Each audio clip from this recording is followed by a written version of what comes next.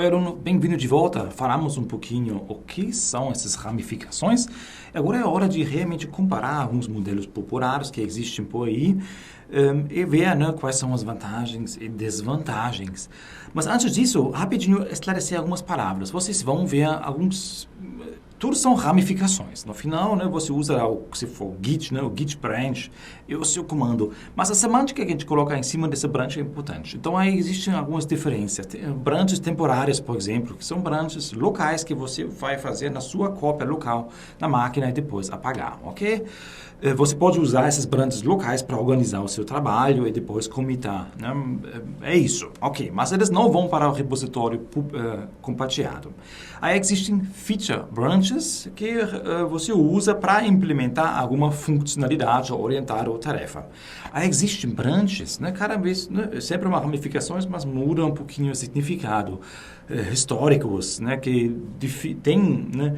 O seu software, né, que tem as alterações organizadas em commits, né, baseado no tempo, né, como master e um outro branch develop que a gente vai ver ainda, né? Então, eles têm as alterações historicamente do seu projeto de software. Aí vocês vão ver também que existem branches baseados no ambiente, né, de staging ou pre-production, production, certo? Onde está o seu software deployado, né? Por exemplo, um ambiente de homologação. E branches aqui de manutenção como release e hotfix. Todos eles são ramificações, mas significado diferente. Vamos entender isso agora com mais detalhe, né? Então vamos lá. O primeiro modelo de ramificação. Talvez o mais simples e vocês vão achar muito louco. Trunk-based development. Ok? Temos aqui um master. É isso, né? Talvez é o menos sofisticado, né?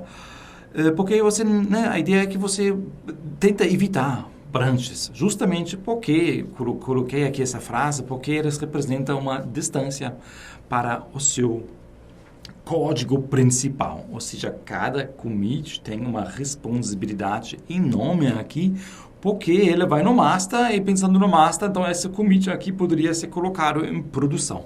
Significa que você tem uma maturidade enorme na equipe, além de usar várias ferramentas e algumas técnicas que a gente tem que discutir ainda, né? Até ele fala aqui que você pode usar alguns branches, mas isso não é ideal, né? Talvez a sua equipe cresce, aí você começa a utilizar um ou outro branch de vida curta, idealmente isso aqui. Dá uma olhada depois nessa página aqui, é bem interessante, e até ele fala sobre várias técnicas, alguns a gente vai ver ainda. Ok. Beleza, então acho que isso talvez não é tão real para todo mundo, para mim não é, não fiz isso ainda, para mim isso era sempre proibido, né, para ser honesto, né.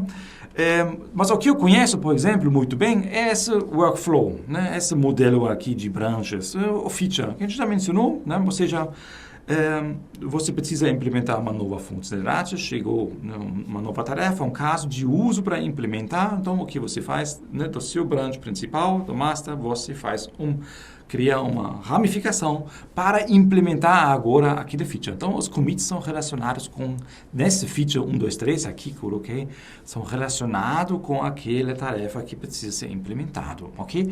O nome do branch deveria ser claro, né? É muitas vezes que você coloca lá uma ID, e essa ID, né, relacionado com um issue tracker, como o Jira, por exemplo, que descreve o que era para fazer. Você associa o nome do branch, do feature branch, com aquele issue lá no seu tracker que você está usando, né? Uma vez implementado, você commita ele, você merge ele no master. Aí existem essas duas formas de rebase e merge que a gente tem que discutir ainda um pouquinho, né? Então, isso é bastante simples. Importante aqui, feature branch de vida curta. Quanto mais tempo, de novo, vocês já pegaram a ideia, vocês distanciam do seu código. Aí é comum, né? E a Alura, por exemplo, funciona a equipe de Alura de desenvolvimento usa dessa forma, combinar essa feature branch workflow com o pull request, tá? Ou seja, você, a partir de um recurso lá do Git, você fez a implementação, mas não quer, nem, talvez não pode mergear diretamente no master. Você faz um pedido, um pull request. Ou eu quero que vocês, né, façam aqui o merge para mim, né? Ou você pede para a equipe. A ideia do pull request é que ele tem uma notificação associada. Você terminou o seu feature, né? O feature branch, do seu ponto de vista, né? Tá finalizado, você implementou a tarefa e agora você abre esse pedido, esse pull request para notificar todo mundo envolvido e muitas vezes também é associado com um code review.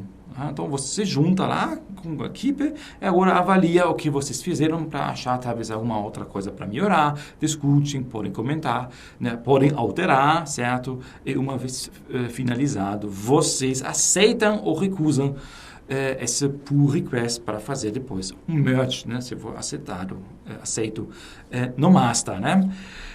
Tem uma crítica e um perigo aqui. De novo, vocês... ideia integração contínua é o nome desse curso para a gente entender essa ideia, né? O que significa integração contínua, né? Commits diariamente no seu trunk principal, no seu master, ok? E o pull request é uma barreira. Você cria uma barreira aqui, até talvez artificial, para commitar no master. Né?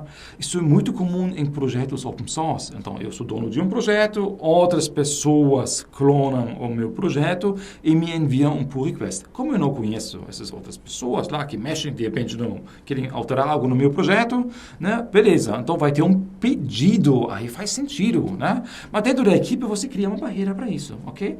E muito, de novo, é comum usar esse pull request como forma de notificar e fortalecer essa prática de code review, mas o code review não depende do pull request, ok? Né? Muitas vezes o pull request é um cheiro aqui de desconfiança. Tem um desnível na equipe, desenvolvedores talvez menos experientes ou que acabaram de entrar. Então, você não confia, então vamos passar por essa porta de qualidade, de aprovação, antes de entrar no master. Então, fica consciente disso. Existem pessoas que falam pull request não é integração contínua. Existem, ok? A Lura usa isso, como eu falei, né? Mas, de novo, feature branch de vida curta e pull requests revisados o mais rápido possível, né? E até deram um nome bonito para esse workflow, para esse fluxo de trabalho, chamaram isso de GitHub Flow, né? Que é bastante simples, né? Ou seja, um master e para cada feature um branch, certo? E pull request para commitar, para mergear isso no master, né? Te coloquei aqui embaixo o link, vale a pena conferir. Ok, GitHub, então, tem o seu fluxo aqui definido, apesar que ele não depende do GitHub, certo? Coisa do Git, tá? Tanto que você pode utilizar no GitLab, mas como o GitHub tem o seu flow, né? O GitLab achou, eu também vou criar o meu próprio modelo de ramificações, o GitLab Flow. Então, o que é o GitLab Flow? É tudo que o GitHub Flow é, certo? Ou seja, temos o Future Branch, temos o Pull Request, se você quer usar, certo? Temos o Master, mas ele inventa mais branches aqui, que eu já falei sobre o nome, a gente chama de Environment Branches, de ambiente. Ele alega, né, lá na documentação, alega que em alguns casos você não consegue deployar tudo que está no master diretamente. Porque você talvez precisa, tem que fazer um merge, um deploy planejado. Não funciona sempre assim que você consegue pegar todas as alterações no master diretamente para a produção, né? Para colocar na produção. Por exemplo, uma aplicação mobile, né? Então tem que passar por uma aprovação que não depende de você, depende do Apple, sei lá, né? Então, em alguns casos, você vai precisar desses outros para colocar nesse momento, né? Então, essa versão aqui agora foi testado e depois foi enviado aqui, essa versão da aplicação mobile foi para produção, ok? Então, para ter esses ambientes representados aqui, tá? De novo, você cria mais branches, mais complexidades, né? Mais merges e mais dificuldades. Tem que ter consciente disso, certo? Mas em alguns casos, o mundo nem sempre é ideal, você precisa disso. Então, isso é o GitHub Flow, né? Que, né, cria, além disso, esses branches de ambiente. E o mais popular, né, que vocês procuram sobre os modelos de trabalho é essa aqui que é o mais complexo, né? Hoje em dia também tem bastante crítica sobre esse cara aqui, mas ele continua sendo muito popular, então vamos dar uma olhada nele, né? De novo, mais branches significa os problemas de merge vão multiplicar aqui, porque você precisa empurrar o código de um lado para outro. Mas vamos rapidinho analisar o que eles pensaram aqui, né? Então, temos aqui embaixo a mesma coisa, né? Feature, branches, né? Preferencialmente de vida curta, tá? É o branch que representa o histórico de trabalho, aqui não é master, é o branch develop. Ok? Então, aqui a equipe vai integrar os features da vida que falta, então vai ter um commit aqui ainda. Ok. Em algum momento, você quer lançar uma versão. Então, você vai aqui criar um novo branch a partir de um commit do develop. Você acumulou aqui os features, beleza, vamos lançar, agora está tudo completo. O cara de negócio decide isso e cria, então, um release, né, até talvez para criar uma versão para o QA, para o sistema, lá, para a equipe de qualidade, para avaliar aqui. Né? Eles detectam mais alguns problemas e commitam isso, e esse commit, então, precisa entrar de novo no develop para voltar aqui. Uma vez arrumado os bugs, certo? A equipe de QA libera, né? Você, então, vai fazer um release, aqui você vai commitar no master, então aqui no master representa os releases em produção, né? Ou seja, aqui com um tag bonitinho feito isso, né? Então esse commit vai para o branch de development e vai para o branch master aqui que representa o ambiente de produção.